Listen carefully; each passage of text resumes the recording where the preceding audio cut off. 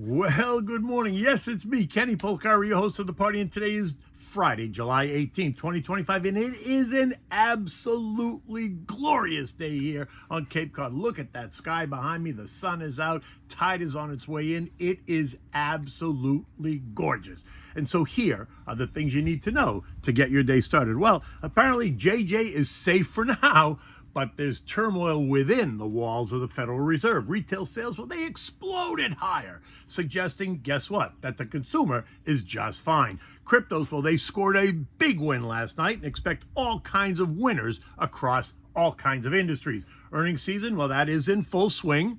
Oil is higher, bonds are steady, and gold teases resistance. And what do we have in dinner today?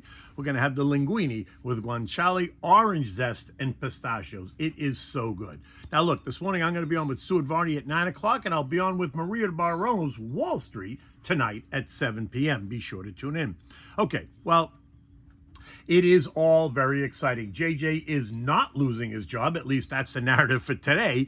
Chrissy Waller, who wants JJ's job, is basically demanding that the Fed cut rates in July, saying that tariffs are nothing to worry about and inflation is under control. San Fran's Mary Daly is chiming in, calling for 2 rate cuts this year, all while Adriana Kugler says that rates should remain where they are. Retail sales rose significantly yesterday, at first more than expected at plus 0.6% versus the estimate of plus 1/10, but an even more significant increase over last month, which was negative 0.9. So it was a big turnaround in retail sales. Ex-autos and gas rose by 0.6 versus the expectation of 0.3. Jobless claims and continuing claims sank, and that's a positive, while the Philly Fed business outlook surged by 15.9 points versus the expectation of -1. Next was the excitement in D.C. The crypto industry got a major win after Congress passed the stablecoin bill, and that is setting the industry up for a huge stampede into the sector. Think banks, brokers, asset managers, fintech companies, payment companies, all expected to benefit. Now, a stablecoin is a type of cryptocurrency designed to have a steady value, right? A stable value, usually pegged to a stable asset like the US dollar. Unlike Bitcoin, which can be very volatile, stablecoins aim to avoid those big price swings by being backed by reserves, such as Treasury securities, which are held by the issuer. Now, Bitcoin, which is trading at $119,000, and Ethereum is trading at $3,600, along with some of the other coins, have been surging higher in anticipation of this bill. Now, this is a developing storyline, so expect to hear more about this in the weeks and months ahead, but it is bullish for the industry. Now, Taiwan Semi last night surging by 3.4% after raising their full-year forecast, which is a positive signal for, guess what, AI demand. And that helped drag the whole industry higher. The semis were up 0.4%, leaving that sector up 14.5% year-to-date. Earnings season is in full swing. Of the 4% of the S&P companies that have reported so far, it is a mixed start. 71% of are beating on earnings. That's below the 5-year average of 78% at this point in the game, while 81% are exceeding revenue estimates. That's well above the 5-year average of 70%.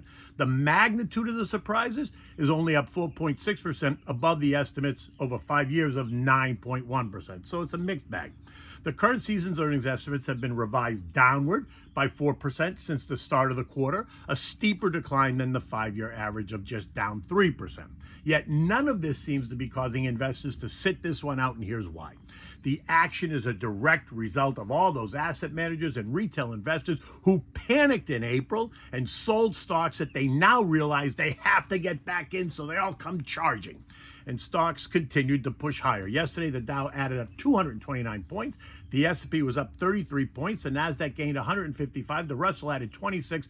The transports added 152 points. The equal weight S&P up 57 points, while the Mag 7 advanced by 84 points. Now, after the bell, Netflix reported, and they beat, and they raised their forecast. The stock closed higher in the trading session, the regular trading session, up 2% or $23. But this morning, it is trading lower in the pre-market. It's actually down 1.7% or $22. Of the sectors, tech, financials, consumer staples, and industrials all led the way higher, closing up 0.9. Basic materials up 0.7. Energy was up 0.6. Utilities up 0.4. Consumer discretionary communications were up 0.3. Healthcare got whacked. falling 1.1%, and real estate fell by just 0.1%. Home builders surging by 1.4%, retail adding 0.5%, the value trade, the SPYV, adding 0.5%, while the growth trade, SPYG, added 0.7. Metals and miners surging, rising by 2.8%. Robotics and automation up 2%. Quantum computing continues to surge. Ionic was up 3%. QBTS up 13% yesterday. Aerospace and defense names advanced by 2.5%, while big pharma lost 1.5%. Bonds essentially unchanged. The 10-year continues to hover at 4.44%. The 30 is just under 5%. Oil rose by $1.25 or nearly 2% to end the day at 67.55, appearing to want to break out. The most recent high is 69.65 is within striking distance, but we remain in that $65, $70 trading range for now. Gold up $13, kissing the upper end of the recent trading range at $33.60, as this continues also to hug the trend line. U.S. futures are up, Dow up 60, SP's up 8, Nasdaq's up 30, and the Russell's up 3 as the celebration continues. The VIX is quiet, while the RSI is just kissing overbought, which doesn't mean much if the data and the mood continues to be positive. But watch out. All you need is one negative headline.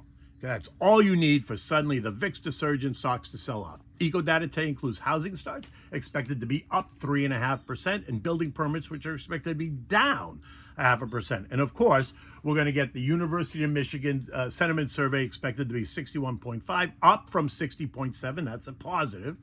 While one-year inflation expectations remain pegged at 5%, 5 and 10-year expectations of 3.9%. Earnings this morning include Charlie Schwab, Schlumberger, American Express, and Ally Bank. American Express reported, and they killed it. European markets are all higher. It's also about earnings. Danske Bank, Saab, and Burberry are the ones to watch in Europe. Markets across the zone are up between 0.3 and 0.6%. The SP closed at 62.97, up 33 points. But it did pierce 6,300, if only for a minute. We traded as high as 63.04 before settling back. Now, we're in uncharted territory. You could draw a trend line that suggests we're topping out. You can draw one that suggests there's still room to run. I'm going with the topping out for now. And while it all feels very good, it just feels a little too good for me to chase anything up here. So I'm just going to stick to the plan and remember the process and stay disciplined.